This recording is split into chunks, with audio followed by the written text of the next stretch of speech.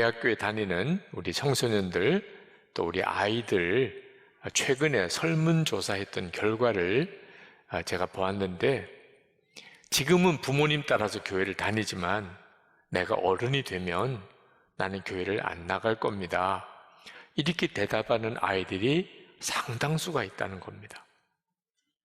이건 정말 가슴이 떨릴 정도로 안타까운 일이죠. 자, 어떻게 하죠? 내 믿음도 지키고 우리 아이들, 자녀들의 믿음도 지켜줄 수 있는 길이 뭐가 있을까요?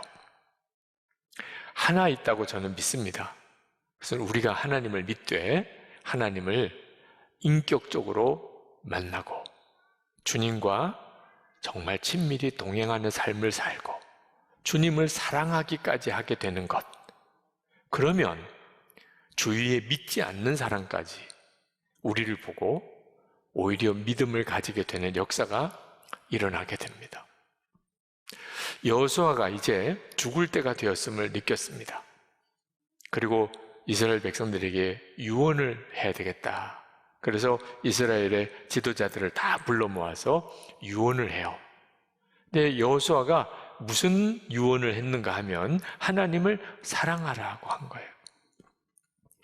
여호수아는 먼저 우리가 가나안 땅을 정복하게 된 것이 하나님의 은혜라, 우리가 힘이 강해서 잘해서 가나안을 정복한 게 아니고 하나님께서 우리에게 이 가나안 땅을 주시겠다고 약속하신 대로 주신 것이다.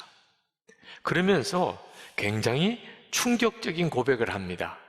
하나님이 우리를 도와주신 게 아니고 하나님이 직접 싸우셨다는 거예요. 3절 말씀에 보면 하나님은 당신들의 편이 되시어 싸우셨습니다. 5절에 보면 주 당신들의 하나님이 친히 당신들 앞에서 그들까지 마저 쫓아내실 것입니다. 10절에 보면 주 당신들의 하나님이 약속하신 대로 당신들의 편을 들어서 몸소 싸우셨기 때문에 여호수아는 실제로 가나안 정복을 모든 과정을 다 친히 이스라엘을 이끌고 수행했던 사람입니다. 본인이 이건 하나님이 하셨다. 실제로 싸우기는 이스라엘 백성들이 싸웠지만 이건 하나님이 하셨다. 하나님이 싸우시는구나. 그걸 그렇게 고백을 했어요. 그러니까 전적인 하나님의 은혜로 이스라엘 백성이 가나안 땅을 정복한 거죠. 그러면서 이런 은혜를 우리가 잃어버리지 않아야 한다. 앞으로도 하나님이 우리와 함께 하시고 우리를 대신해서 싸우셨던 이런 은혜 안에 살아야 한다. 그러려면 철저하게 하나님의 말씀인 율법을 잘 지켜야 한다. 절대로 이방 민족과 하나가 되고 우상 숭배하면 안 된다. 6절 7절에 이렇게 당부합니다. 그러므로 모세의 율법책에 기록된 모든 것을 아주 담대하게 지키고 행하십시오. 그것을 벗어나 좌로나 우로나 치우치지 마십시오. 당신들과 이웃한 남아있는 이 나라 사람들과 사귀지 말며 그 신들의 이름을 부르거나 그 이름으로 맹세하지도 마십시오. 그것을 섬기거나 경배하지도 마십시오. 자, 그러면서 여호수아가 아주 특별한 당부를 하나 더 합니다. 8절 말씀에 오직 당신들은 지금까지 해온 대로 주 당신들의 하나님만 가까이 하십시오. 자, 하나님을 믿으십시오. 하나님의 말씀을 잘 지키십시오. 우상 숭배하지 마십시오. 이런 거하고 하나님을 가까이 하십시오는 뉘앙스가 달라요. 11절에 가서 한 번 더 이런 당부를 합니다. 그러므로 삼가 조심하여 주 당신들의 하나님을 사랑하십시오. 저는 이 부분에 와서 말씀을 묵상하다가 잠시 멈춰야 됐어요. 솔직히 너무 충격이었어요. 여호수아가 이스라엘 백성을 이끌고 가나안 정복을 이루어낸 장수입니다. 그렇다면 그가 마지막에 유언을 할 때 어떤 유언을 하는 게 가장 어울립니까? 여러분, 위대한 비전을 가지십시오. 여러분, 두려워하지 말고 담대하십시오. 여러분, 용기를 내십시오. 이런 분위기로 말씀을 남겼다면 정말 어울리죠. 그런데 가나안 정복 전쟁, 불가능할 것 같은 가나안 정복 전쟁을 마치고 그 모든 전쟁을 이끌어갔던 여호수아가 남긴 유언이 하나님을 가까이 하십시오, 하나님을 사랑하십시오라는 거예요. 여러분, 우리는 하도 그런 말씀을 많이 들었어요. 24시간 주님과 동행하십시오. 주님과 친밀히 동행하십시오. 주님을 바라보고 사십시오. 그래서 우리 교회 교인들에게는 하나님을 가까이 하라, 하나님을 사랑하라 이런 말이 너무 익숙하실 거예요. 심지어 어떤 분들은 유기성 목사님은 어떤 성경만 가지고 설교해도 항상 결론은 그리로 가. 이렇게 말씀하시는 분들도 계십니다. 근데 여러분, 오늘 이 본문을 정말 있는 그대로 보세요. 여호수아가 뭐라고 유언했습니까? 하나님을 가까이 하세요. 하나님을 사랑하세요. 분명히 그렇게 말씀하셨잖아요. 실제로 창세기부터 요한계시록까지 성경을 있는 그대로 보세요. 거기에 하나님은 창조주시고 살아계시고 전지전능하시고 생사화복을 주장하시는 하나님이라는 말씀 분명히 있지만 더 중요한 것은 그 하나님은 우리를 만나주시고 우리와 함께 하시고 우리와 동행해 주시고 그리고 우리와 사랑하시는 관계라고 일관되게 말씀하고 있어요.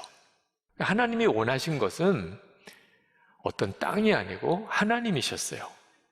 이게 성경 전체에 우리에게 주시는 하나님의 메시지예요. 여호수아가 그 사실을 자기도 경험했고 이스라엘 백성들에게도 꼭 전해주고 싶었던 겁니다. 여호수아는 솔직히 모세의 후계자로 이스라엘을 이끌어 가야 될 때 너무너무 두려웠다고 그랬어요. 너무 두려웠어요. 감당 못할 줄 알았어요. 근데 그때 하나님께서 여호수아에게 임하십니다. 그리고 그 이후에 언제 어디서든지 하나님은 여호수아와 함께 하셨어요. 그래서 가나안 정복이 된 거예요. 사실 여호수아도 이스라엘 백성도 가나안 정복을 할 수 있는 형편과 능력이 없었어요. 하나님이 함께 하셨고 하나님이 대신 싸워주셨기 때문에 된 일이에요. 이게 여호수아의 살아있는 체험이고 간증이에요. 여호수아는 앞으로도 이처럼 하나님을 가까이 하고 하나님과 동행하는 믿음이 아니면 가나안 땅에서 이스라엘 백성이 진짜 복되게 살 수 없다고 생각했어요. 하나님의 말씀대로 지키고 살고 싶어도 그런다고 다 사라지나요? 우상 숭배 안 하고 철저하게 하나님만 믿고 싶어도 하나님은 보이지도 않고 우상은 눈에 커다랗게 보이는데 그 마음 흔들리는 것을 무슨 수로 막아요? 하나님은 정말 함께 계시고 하나님과 가까이 동행하고 하나님과 사랑하는 그런 믿음이 아니면 말씀대로 살 수도 없고 우상 숭배에 빠지지 않을 방법이 없다는 거예요. 그래서 여호수아가 이스라엘 백성들에게 그렇게 유언한 겁니다. 그리고 이 말씀은 그대로 우리들의 말씀이에요. 우리가 오늘 여호수아가 남긴 유언이 우리에게 주시는 하나님의 말씀으로 받아들여져야 돼요. 여러분, 하나님을 믿는 것과 하나님을 사랑하는 것은 다릅니다. 교회 생활 열심히 하는 것 다 귀하죠. 예배도 열심히 드리고 성경도 열심히 공부하고 기도도 열심히 하고 봉사도 열심히 하고 헌신도 열심히 하고 다 귀해요. 그런데 이렇게 열심히 있는 사람이 또 교회 안의 시험과 분란도 그 사람들이 일으켜요. 자, 이 기가 막힌 모순된 일을 뭐라고 설명해야 되죠? 우리가 예수님을 잘 믿는 것은 열심만으로 모르는 일이에요.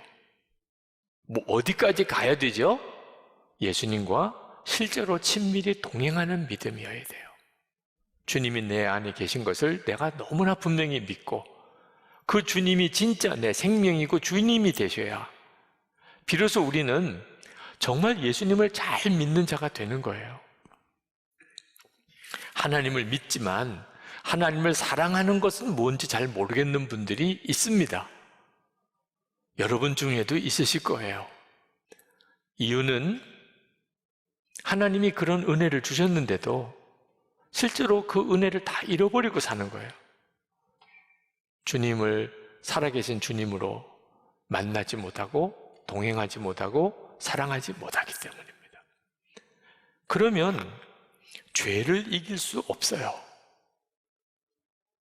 죄 지으면 안 된다는 건 알아요. 그런데 지어지는 걸 어떻게 해요? 이건 하나님 앞에 부끄러운 일이야. 뻔연히 알아요. 그런데도 그런 죄를 짓고 살아요. 교회 나오면서도, 주일이면 교회 와서 예배 드리면서도 당장 주일 오후부터 월요일 또 다시 세상과 짝해서 살아요. 도대체 왜 이렇죠? 여호수아가 12절 14절에서 우리가 하나님을 가까이 하며 살지 못하고 주님을 사랑하면서 살지 못하면 하나님의 말씀대로 살 수 없게 된다. 그러면 이방 사람들과 어쩔 수 없이 교제하게 되고 혼인하게 되고 그리고 이방 사람들과 하나가 된다. 그래서 이방 사람들이 섬기는 우상을 숭배하게 된다. 그러면 하나님이 절대로 이방 사람을 내어 쫓아주지 않는다는 거예요. 이방 사람들은 그때부터 이스라엘 백성에게 있어서는 올무와 덫이 되고 그리고 무서운 채찍이 되고 눈에 가시가 된다는 거예요. 그렇게 될 거라는 거예요. 하나님을 가까이 하고 하나님을 사랑하는 믿음이 아니면 그러면 어쩔 수 없이 우리가 신앙생활을 하는 것도 이 모양 이 꼴이 되고 만다는 거예요. 어느 집사님이 예배 후에 나오셔서 아주 조심스럽게 부탁을 하나 하시더라고요. 목사님, 우리 남편이 이제 40이 넘었는데 교회를 안 나오겠답니다. 그동안 교회를 잘 다니다가 이유가 뭐냐면 자기가 직장이나 사회생활 하면서 진짜 예수님을 제대로 믿는 사람을 한 사람도 못 봤다는 거예요. 교회 다니는 사람은 많이 봤지만 다 엉터리더라는 거예요. 그렇다면 예수 믿는 사람, 제대로 믿는 사람 한 사람도 없는데 왜 내가 교회를 다녀야 되냐? 예수 제대로 믿는 사람, 이 사람은 진짜 신앙생활 제대로 하는 사람이구나. 그런 사람 한 사람이라도 나를 좀 만나게 해라. 그러면 내가 교회 다닐게. 그런 사람 없으면 나 교회 안 나간다. 남편이 그렇게 이야기한다는 거예요. 그래서 목사님은 아실 거 아니에요. 우리 남편 만날 사람 한 사람만 소개해 주세요.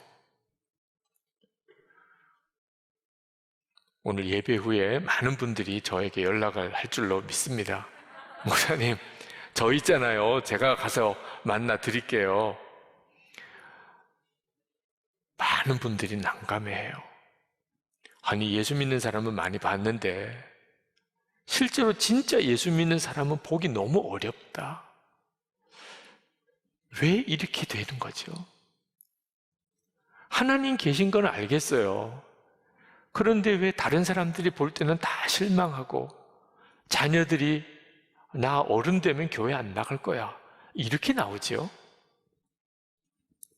우리가 실제로 주님과 동행하는 믿음이 아니고 예수님이 내 생명 되시고 내가 주님과 뜨겁게 사랑하는 관계가 아니기 때문에 그런 거예요.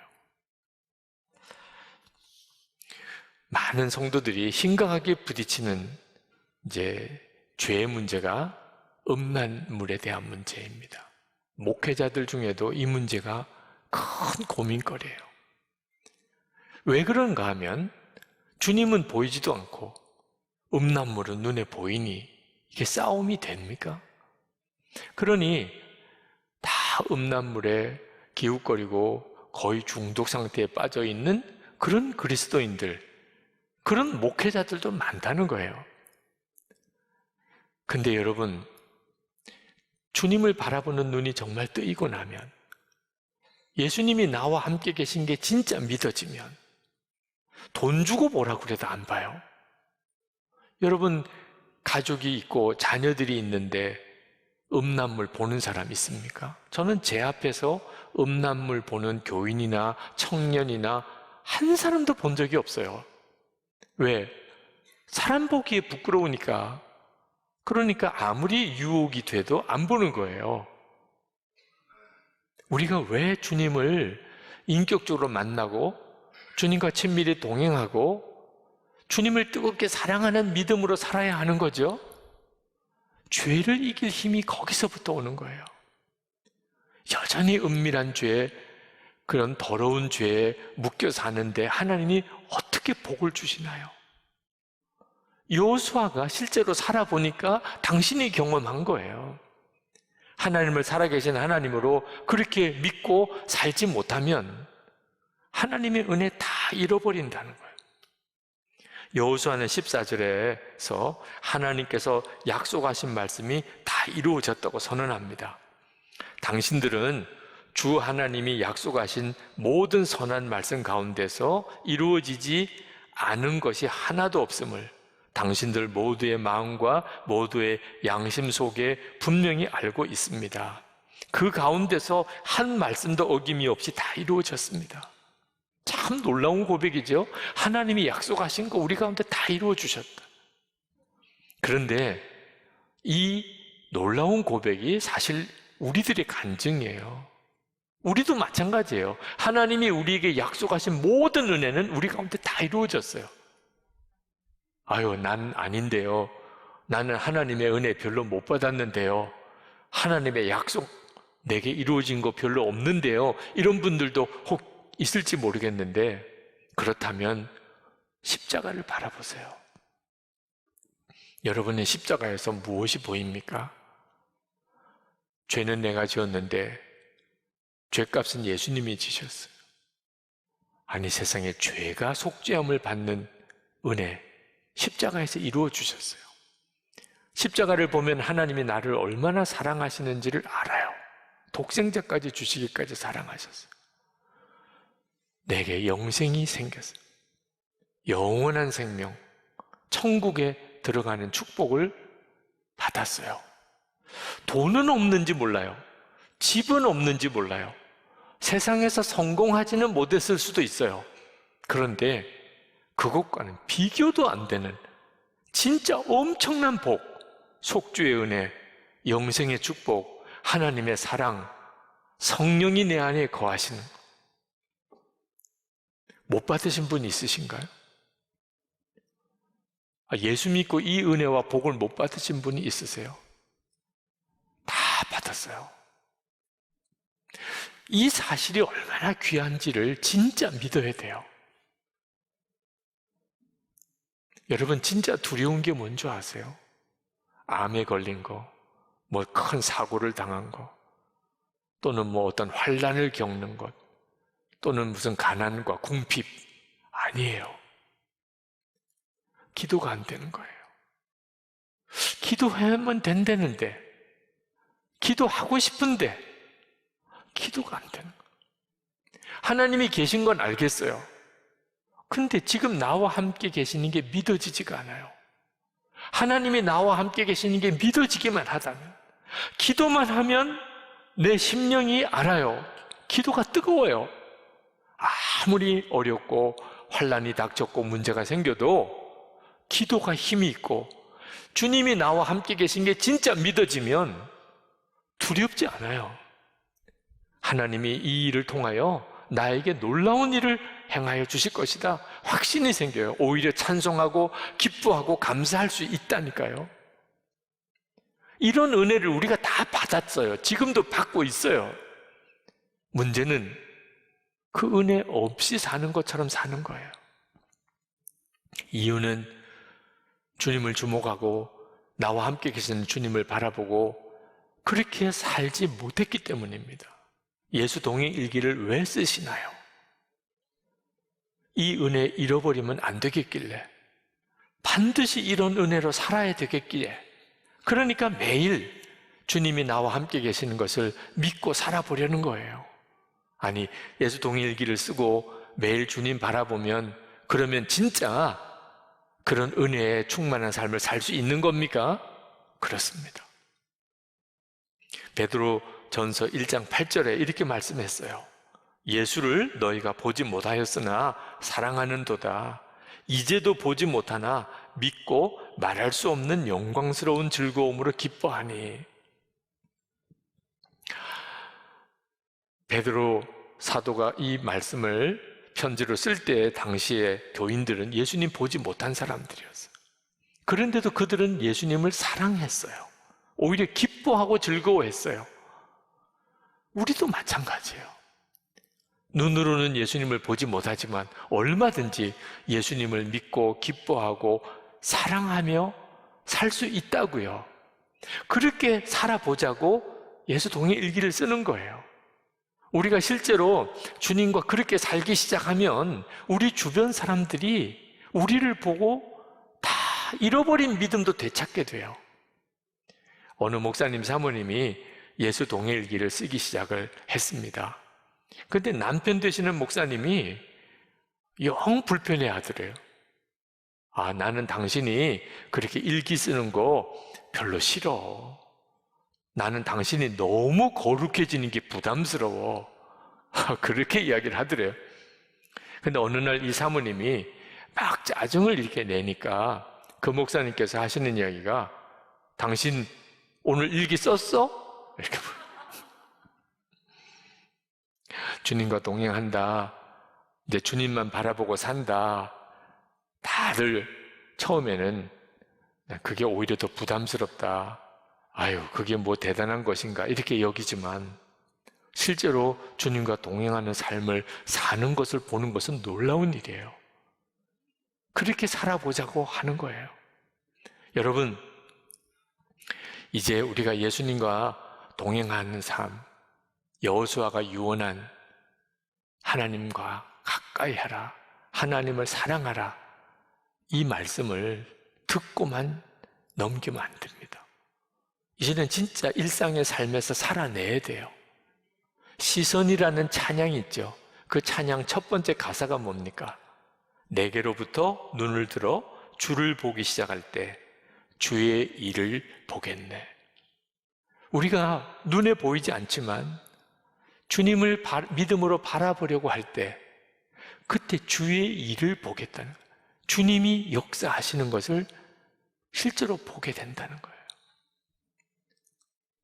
제 아내가 예수 동일기를 처음 쓰기 시작할 때 한 번은 식탁을 준비하는데 저희 식구가 4식구인데 식탁 보는 5개를 이렇게 준비를 했어요. 딸들이 엄마 오늘 밥 먹는데 누가 오셔? 이렇게. 제 아내가 아니 이건 예수님 자리야. 우리가 밥을 먹을 때 주님이 말씀하신 것처럼 우리와 함께 식사하자고 오신다 하셨으니 주님이 우리와 함께 계신 것을 우리도 믿음으로 살자. 그래서 식탁 자리를 하나 만들어 놓았어요. 그날 식사 분위기가 확 달라졌어요. 여러분, 주님과 동행하는 삶은 진짜 하나하나 믿음으로 주님이 나와 함께 계시는 것을 믿고 순종해 보는 거예요. 우리의 문제는 우리 형편이 어려우냐 쉬우냐가 아닙니다. 주님이 우리와 함께 계시는 것을 진짜 내가 믿느냐 아니면 잊어버리고 사느냐, 그게 우리의 삶의 진짜 중요한 문제예요. 정말 주님과 가까이 동행하고 더 뜨겁게 주님을 사랑하며 여러분도 믿음으로 승리하고 여러분 주위에 있는 모든 이들, 우리의 자녀들 믿음으로 살려내는 역사가 있기를 축복합니다.